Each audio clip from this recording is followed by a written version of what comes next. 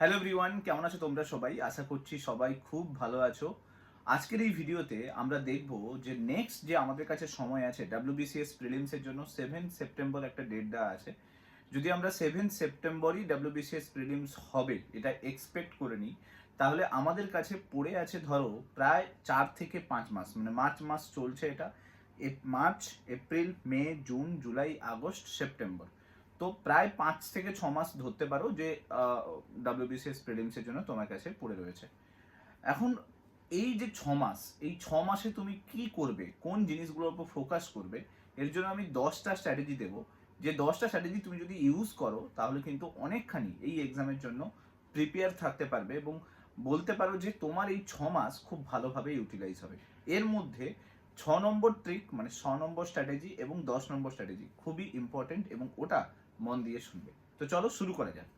নাও প্রথমে আসি যে ফার্স্ট তোমার কাজ কি হবে। প্রথম কাজ যেটা এই প্রিপারেশন পিরিয়ডে সব থেকে বড় প্রবলেম হয় যে আমাদের মোটিভ ক্লিয়ার করি না, মানে কিসের জন্য প্রিপারেশন নিচ্ছে সেই মোটিভটা তোমার খুব স্ট্রং থাকা দরকার। তুমি যদি WBCS এ প্রিপারেশন করছো তো তোমার মাইন্ড যেন পুরো ফিক্স থাকে যে আমি WBCS এরই প্রিপারেশন নেব। এবার এই প্রিপারেশন পিরিয়ডে অন্য কোনো এক্সাম এলো সেটা আলাদা ব্যাপার, বাট তোমার মোটিভটা ক্লিয়ার থাকা উচিত যে আমার প্রিপারেশনটা WBCS সেন্ট্রিক হবে। কারণ WBCS একটা ভাস্ট সিলেবাস কভার করতে হয়। আমরা যদি ওই মোটিভটা ঠিক না রাখি তাহলে কিন্তু কি হবে, তুমি বারবার কিন্তু ডাইভার্ট হতে থাকবে। কখনো SSC এক্সামের দিকে চলে যাবে, কখনো MTS এক্সামের দিকে চলে যাবে, কখনো দেখা গেল যে টেটের রিক্রুটমেন্ট বেরিয়ে পড়েছে, টেটের দিকে ঝুঁকে গেছো। আবার কখনো এরকম হবে রেলের এক্সাম বেরিয়েছে তো রেলের দিকে ঝুঁকে গেছো বেশি। বাট জেনে রাখো তোমার যদি মোটিভটা স্ট্রং থাকে যে তুমি WBCS এরই প্রিপারেশন করতে চাইছো, তাহলে কিন্তু তোমার সব কিছুটা কিন্তু সেন্ট্রিক WBCS হওয়া উচিত। এবার তুমি WBCS প্রিপারেশন করতে করতে তুমি অন্য কোনো এক্সাম দিচ্ছ সেটা আলাদা ব্যাপার, কিন্তু তোমার মোটিভটা যদি ক্লিয়ার না থাকে যে কি জন্য তুমি এই এক্সামটার প্রিপারেশন স্টার্ট করেছো, তার পেছনে কি মোটিভেশন রয়েছে, সেটা যদি ক্লিয়ার না হয় তাহলে কিন্তু প্রথম শুরুতেই কিন্তু তুমি হেরে যাবে। কারণ এই এক্সামের জন্য যারা প্রিপারেশন নিচ্ছে তারা দিন রাত খেটে প্রিপারেশন নিচ্ছে এবং তাদেরকে বিট করা অনেকটা টাফ হয়ে যাবে।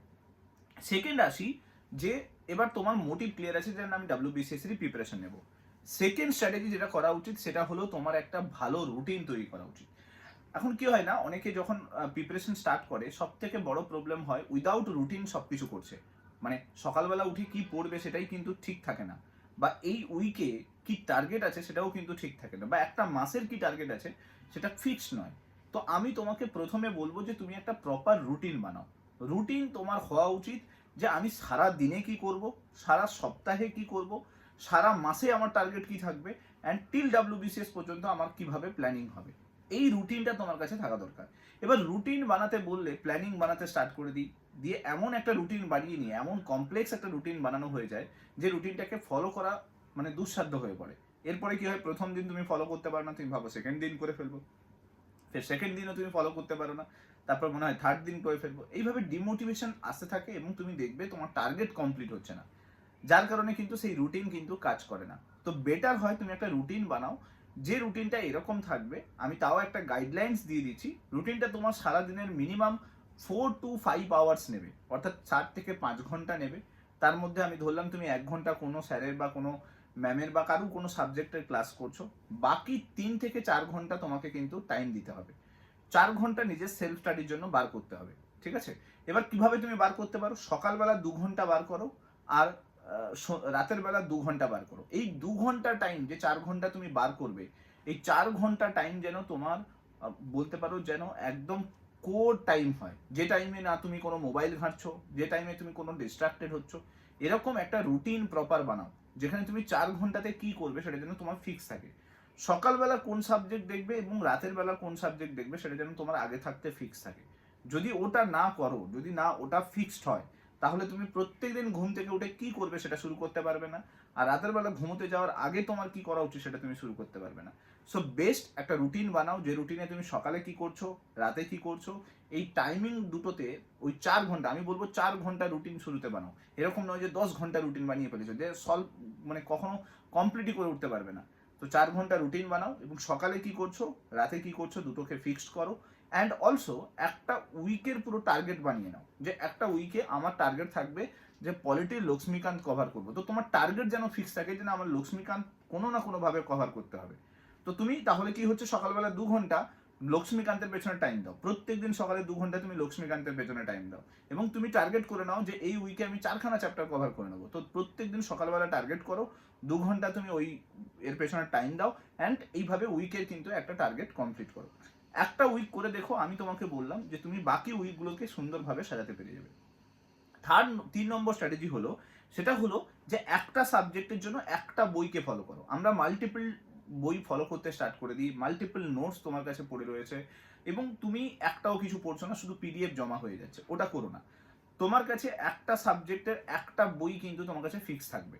যদি তুমি বই করছো তো বই, যদি কোনো স্যারের ক্লাস করেছো তার নোটস তোমার কাছে আছে, সো নোটস। কিন্তু দুটোর মধ্যে একটাতেই কিন্তু ফিক্স থাকবে, হয় বইতে কভার করো, না হলে নোটসে কভার করো। বইতে যদি কভার করছো তাহলে একটা পার্টিকুলার সাবজেক্টের জন্য পার্টিকুলার বই নাও। যেরকম হিস্ট্রিতে তুমি যদি জীবন মুখোপাধ্যায় পড়ছো তো জীবন মুখোপাধ্যায় ফিক্স থাকো, পলিটিতে তুমি লক্ষ্মীকান্ত পড়ছো তো লক্ষ্মীকান্তেই ফিক্স থাকো।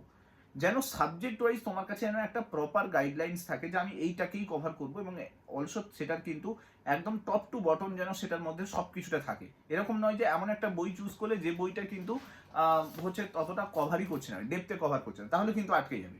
সো বেটার হয় এরকম কোনো বই, এরকম কোনো নোটসকে দেখো যেটাতে সব কভার আছে। তো সেইটা কিন্তু তোমাকে ফিক্স করতে হবে। এবার আমরা কি করি, শুরুতে 3-4টে করে বই নিয়ে নিচ্ছি, প্রত্যেকটাতে মাল্টিপল টাইমস দেখার চেষ্টা করছি, কিন্তু একটাও হবে না। জেনে রাখো যে তোমাকে একটা বই মাল্টিপল টাইমস পড়তে হবে এবং সেখান থেকে নোটস বানাতে হবে। এটা তোমার যেন টার্গেট হয়ে যায়। আমরা মাল্টিপল বইতে যাবই না, কারণ কারণ তোমার ব্রেনে একটা এক্স্যাক্ট পাওয়ার আছে, তুমি ততটুকুই কভার করতে পারবে যতটুকু তোমার ব্রেন নিতে পারবে। এবার তুমি যখনই মাল্টিপল বই নেবে, মাল্টিপল নোটস ডেভেলপ করবে, দেখবে কোনোটাই তৈরি হয় না। সো বেটার একটা বইকে এতটা ভালোভাবে পড়ো যেন বই প্রত্যেকটা পেজ তোমার মনে থাকে, প্রত্যেকটা লাইন তোমার মনে থাকে। এটা আমি এখন বলছি না, 2025-এ যখন WBCS প্রিলিমস বদলাবে তখনও কিন্তু তোমাকে হেল্প করবে যদি তুমি এই স্ট্র্যাটেজি ফলো করো। ওয়ান বুক, মাল্টিপল টাইমস রিভিশন, এবং সেখান থেকে প্রপার নোটস ডেভেলপ করা। এরপরে আসি 4 নম্বর পয়েন্ট। 4 নম্বর পয়েন্টে টার্গেট বেসড অ্যাপ্রোচ নিয়ে আসো। টার্গেট বেসড অ্যাপ্রোচ কথার অর্থ কি, তুমি একটা উইকে কোন সাবজেক্টটাকে দেখবে। আমরা কি করি, সকালবেলা হিস্ট্রি পড়ছি, জিওগ্রাফি পড়ছি, বিকেলবেলা ইকোনমি পড়ছি, পলিটি পড়ছি, ওই এরকম করে হয় না। তুমি একটা দিনে 4টে করে সাবজেক্ট নিতে পারো না, তোমার ব্রেন এত নিতে পারবে না। একটা মান্থ টার্গেট করো, তোমার কাছে এখন 6টা মান্থ আছে, একটা মান্থ টার্গেট করো যে না আমি এই একটা মাসে পলিটি পুরো কমপ্লিট করব, নেক্সট মান্থে জিওগ্রাফি পুরো কমপ্লিট করব, তারপরে মাসে ইকোনমি পুরো কমপ্লিট করব, তারপরে মাসে হিস্ট্রি পুরো কমপ্লিট করব। যখনই তোমার একটা মাসে একটা সাবজেক্ট কমপ্লিট হচ্ছে, দ্যাট মিনস ধরো মার্চ মাসে তুমি পলিটিকে টার্গেট করলে, তো পলিটি তোমার কমপ্লিট। এপ্রিল মাসে যখন তুমি ইকোনমিকে টার্গেট করছো তখন মার্চ মাসের পলিটি রিভিশনে থাকবে। আবার যখন মে মাসে তুমি ধরো জিওগ্রাফিকে টার্গেট করছো তখন কিন্তু পলিটি আর ইকোনমি দুটো কিন্তু রিভিশনে থাকবে। এইভাবে তোমাকে টার্গেট করতে হবে। একটা মাসে একটা সাবজেক্ট, তাকে ভালোভাবে পড়া অ্যান্ড তার এমসিকিউ করা, নেক্সট মান্থে গিয়ে তাকে রিভিশন করা আর নতুন সাবজেক্টটাকে ভালো করে দেখা। দ্যাটস ইউর টার্গেট হওয়া উচিত। এইভাবে টার্গেট বেসড অ্যাপ্রোচ করো, তাহলে কি হবে, তোমার সিলেবাসটা তাড়াতাড়ি কভার করতে পারবে এবং সাবজেক্টটা তোমার প্রত্যেকবারে কিন্তু একবার করে কমপ্লিট হবে, এটা তুমি আন্ডারস্ট্যান্ড করতে পারবে। 5 নম্বর আসি, যে এটা খুব ইম্পর্টেন্ট, সেটা হলো রিভিশন ডে ফিক্সড করা। রিভিশন ডে খুব ইম্পর্টেন্ট, কারণ কি আমরা যখন দেখবে কন্টিনিউয়াসলি পড়তে আছি কিন্তু রিভিশন আর হয় না, আর রিভিশনের জন্য টাইম বার করতে তুমি পারবে না। তো বেটার হয় সপ্তাহের একটা দিন, হয়তো স্যাটারডে হতে পারে অথবা সানডে হতে পারে, যে দিনটা তুমি ফ্রি আছো সেই দিনটা বার করো রিভিশন করার জন্য। পুরো রিভিশন বসে করবে, তুমি ফিক্সড করে রাখবে যে আমার এই দিন আসছে, এই দিনে আমি রিভিশন করব। রিভিশন কিভাবে করবে বলেই দিলাম, যেটা পড়া হয়ে গেছে সেটাকে বসে রিভিশন করবে। সেই দিন তুমি নতুন কোনো কিছু দেখবেই না, তোমাকে সারা দিন শুধু রিভিশন করতে হবে। তো রিভিশন ডে তোমাকে মাস্ট ফিক্সড করতে হবে। এটা আমরা যখন প্রিপারেশন করি তখন ওটা ভুলে যাই, রিভিশন করি না বিকজ অফ দ্যাট আমরা ওই ডেটাকে তৈরি করে উঠতে পারি না, কারণ আমরা ভাবি কালকে রিভিশন করে নেবো, তারপর দিন রিভিশন করে নেবো, এইভাবে করবো করে আর করা হয় না। তো বেটার একটা ডে ফিক্স করো এবং সেটাতে রিভিশন করার চেষ্টা করো। 6 নম্বর, এই স্ট্র্যাটেজিটা আমার বেশ ভালো লাগে অ্যান্ড অলসো আমি বলবো তোমরাও অ্যাপ্রোচ করো, এই স্ট্র্যাটেজিটাতে খুব হেল্প করবে। সেটা হলো মক টেস্ট দিতে হবে। শুরুতে তুমি মক টেস্ট, যদি তোমার একদম পড়া না থাকে তাহলে তুমি মক টেস্ট দিতে পারবে না, তো বেটার হয় একটা সাবজেক্ট কমপ্লিট করে মক টেস্ট দেওয়া স্টার্ট করো।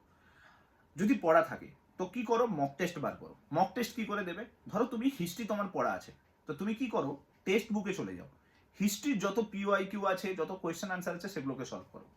বা ধরো ডাব্লিউবিসিএস এর যত পিওআইকিউ হিস্ট্রি আছে সেগুলোকে সলভ করো। ডাব্লিউবিসিএস মেন্সের 4-5 বছরের পিওআইকিউ সলভ করো। যখনই তুমি পিওআইকিউ সলভ করছো, চেষ্টা করো ওই পিওআইকিউতে যে কোয়েশ্চেনগুলো আছে সেগুলোতে নতুন কি জিনিস অ্যাড করতে পারো সেটাকে সার্চ করো। দরকার হলে ইন্টারনেটে সার্চ করো একটু নতুন কোয়েশ্চেন কি আছে। ধরো সামথিং তোমাকে বললো পানিপথের প্রথম যুদ্ধ কবে হয়েছিল, তো তুমি পানিপথের প্রথম যুদ্ধ পেয়ে গেছো, তো বাকি যুদ্ধগুলো সম্বন্ধে তুমি একটু সার্চ করো যে কোন যুদ্ধ কবে হয়েছিল, কি ব্যাপার। যদি তুমি এই স্ট্র্যাটেজিটা একটা মাস পরে অ্যাপ্লাই করতে স্টার্ট করো না, তোমার কাছে প্রচুর ইনফরমেশন তৈরি হয়ে যাবে। যত কোয়েশ্চেন আনসারের মাধ্যমে তুমি এনরিচ করার চেষ্টা করবে, তত তোমার কিন্তু বলতে পারো যে সাবজেক্টের উপর নলেজ প্রচুর তৈরি হবে। দেখো, বই পড়ে বা কোনো একটা নোটস পড়ে তুমি যতটা এনার্জি নিতে পারবে, যতটা ইনফরমেশন গ্যাদার করতে পারবে, তার থেকে বেশি ইনফরমেশন গ্যাদার করতে পারবে যদি তুমি কোয়েশ্চেন অ্যান্সার অ্যাপ্রোচে যাও। তো যদি তোমার একবার রিভিশন হয়ে থাকে, তাহলে আমি বলবো যে তুমি এই কোয়েশ্চেন অ্যান্সার পিওআইকিউ কোয়েশ্চেন অ্যান্সার সিরিজে চলে যাও। ওটা দিয়ে স্ট্র্যাটেজি তৈরি করো, ওটাতে কোয়েশ্চেন অ্যান্সার সলভ করতে থাকো, নতুন নতুন ইনফরমেশন বার করতে থাকো। যদি তুমি নতুন শুরু করছো, তো কি করবে, তোমার কোনো একটা চ্যাপ্টার কমপ্লিট হয়ে গেছে, ধরো something preamble of India complete হয়ে গেছে, তো প্রিয়াম্বেলে যত কোয়েশ্চেন ইন্টারনেটে আছে, যত কোয়েশ্চেন বিভিন্ন এমসিকিউ বইতে আছে, সেগুলোকে কভার করো। তাহলে কিন্তু তোমার ওই পার্টের সমস্ত কিছু কমপ্লিট এক জায়গাতে হয়ে যাবে। 7 নম্বরে আসি, স্ট্রং এবং উইক সাবজেক্টকে বার করতে হবে তোমাকে। স্ট্রং সাবজেক্ট কোনটা, যেটা তোমার ভালো স্কোর করে নিয়ে আসার সম্ভাবনা আছে। উইক সাবজেক্ট কোনটা, যেটা তোমাকে পরবর্তীকালে কষ্ট দিতে পারে। অনেকের আছে সায়েন্স উইক আছে, অনেকের আছে ম্যাথ উইক আছে। তুমি যদি পরীক্ষার প্রিপারেশন পিরিয়ডে স্ট্রং এবং উইক সাবজেক্ট ডিভিশন করতে না পারো, মানে আলাদা করতে না পারো, তাহলে প্রবলেম কোথায় হবে, তুমি অন্যান্য সাবজেক্টে ভালো স্কোর করে আসবে, কিন্তু ওই যে দুটো সাবজেক্ট তোমাকে ডুবিয়ে দিয়ে চলে আসবে। যে দেখো, এই সমস্ত কম্পিটিটিভ এক্সামে ইম্পর্টেন্ট এটা যে তুমি অল সাবজেক্টে একটু একটু করে নিজেকে তৈরি করো। এটা নয় যে তুমি একটা সাবজেক্টে এক্সপার্ট হয়ে বসে আছো, ঠিক আছে। তো স্ট্রং এবং উইক সাবজেক্ট বের করানো খুব দরকার। 8 নম্বর জিনিস, ডিফিকাল্ট কনসেপ্ট যেগুলো রয়েছে, সেই ডিফিকাল্ট কনসেপ্টের উপর জোর দাও। আমরা কি করি, ইজি কনসেপ্ট যেগুলো আছে সেগুলোকেই বারবার বারবার বারবার দেখতে থাকি, বা ডিফিকাল্ট কোয়েশ্চেন না দেখে শুধুমাত্র ইজি কোয়েশ্চেনগুলোকেই বারবার করতে থাকি। ইউটিউবের জামানাতে প্রচুর ইজি কোয়েশ্চেনের একটা দর চলছে, তো ওটার মধ্যে হারিয়ে গেলে কিন্তু তুমি নিজেকে আর খুঁজে পাবে না। কারণ তুমি দেখো, এনটিপিসি বলো, ডাব্লিউবিসিএস বলো, ক্লার্কশিপ মিসলেনিয়াস রিসেন্টলি এক্সাম গেছে, তুমি কোয়েশ্চেনের স্ট্যান্ডার্ড বুঝতে পারছো, প্যাটার্ন চেঞ্জ হচ্ছে, স্ট্যান্ডার্ড বদলাচ্ছে। তো তুমি difficult concept, difficult question answer solve করার উপর বেশি জোর দাও। তাতে হয়তো শুরুতে তুমি কিছুই করতে পারবে না, ভুল হবে হোক, কিন্তু ডিফিকাল্ট কনসেপ্ট যত করবে, ডিফিকাল্ট কোয়েশ্চেন যত সলভ করবে, তত জেনে রাখো তোমার ইনফরমেশন খুব সুন্দরভাবে গ্যাদার হবে এবং তুমি খুব সুন্দরভাবে স্ট্রং হবে। অনেক সময় কি হয় না, কোনো একটা সাবজেক্টে তুমি প্রচুর ভালো হয়ে গেছো, তো তুমি চেষ্টা করো তার ডিফিকাল্ট কোয়েশ্চেন সলভ করতে। দেখবে যখনই তুমি কোয়েশ্চেনটা করতে পারবে না, তখন তুমি বুঝতে পারবে যে না, আমার এই সাবজেক্টটাতে, এই টপিকটাতে অনেকটা নলেজ তৈরি হয়ে যায়নি, তুমি আবার নতুন করে রিভিশন করা স্টার্ট করবে, ঠিক আছে। সো ডিফিকাল্ট কনসেপ্ট করা স্টার্ট করো। 9 নম্বরে আসি, সব থেকে মোস্ট ইম্পর্টেন্ট জিনিস, যেটা যেটা প্রিপারেশন পিরিয়ডে তোমাকে অনেক বেশি প্রবলেম ক্রিয়েট করবে, সেটা হচ্ছে এভরি টাইম যখন তুমি মক টেস্ট দেবে, এভরি টাইম যখন তুমি কোয়েশ্চেন অ্যান্সার সলভ করবে, যখন তুমি পারবে না, তখন তোমার উপরে সেলফ ডাউট তৈরি হবে যে আমার দ্বারা আদৌ হবে তো, আমি আদৌ পারবে তো। তো জেনে রাখো, সব থেকে বড় ইম্পর্টেন্ট জিনিস এই প্রিপারেশন পিরিয়ডে, সেটা হলো পেশেন্স আর নিজের উপর বিশ্বাস রাখা। ধৈর্য নিয়ে নিজের উপর বিশ্বাস রাখো, তুমি যে কাজটা করছো সেটার উপর ফোকাস করো, ডেডিকেটেড থাকো, কনসিস্টেন্ট থাকো, রেগুলার বেসিসে সেটা করতে থাকো। দুনিয়ার কেউ নেই তোমাকে হারিয়ে দেবে, কিন্তু নিজের উপর বিশ্বাস রাখতে হবে।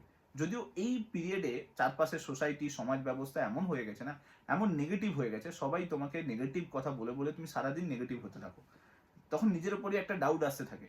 আসাটা স্বাভাবিক ব্যাপার। জেনে রাখো, লড়াই করতে গেলে, যুদ্ধে যখন তুমি নামবে, শুরুতে কিন্তু মনের মধ্যে এটা থাকে, যুদ্ধ কি জয় করতে পারবো। তো এটা সবার মনের মধ্যে আসে, বড় যোদ্ধা যেই হয়ে যাক না কেন, তার মনের মধ্যে এটা আসেই আসে। সো বেটার চেষ্টা করো নিজের মধ্যে এটা প্ল্যান করতে, যে আমি নিজের উপর বিশ্বাস রাখো, যা করছি সেটার উপর বিশ্বাস রাখো, ভরসা রাখো, ওপরওয়ালার উপর বিশ্বাস রাখো, পরিশ্রমের উপর বিশ্বাস রাখো। কারণ যদি কেউ পরিশ্রম, আজ পর্যন্ত এরকম কাউকে পাবে না যে পরিশ্রম করেছে, যে ডেডিকেটেড ছিল, যে কনসিস্টেন্ট ছিল, সে হেরে গেছে। তো জেনে রাখো, নিজের উপর বিশ্বাস রাখতে হবে। লাস্ট হচ্ছে ডিস্ট্রাকশনকে রিমুভ করা। এটা খুব ইম্পর্টেন্ট পয়েন্ট। এইটাই কিন্তু পুরো এক্সামে তুমি যা কষ্ট করেছো সব কিছুকে কিন্তু শেষ করে দিয়ে চলে যাবে।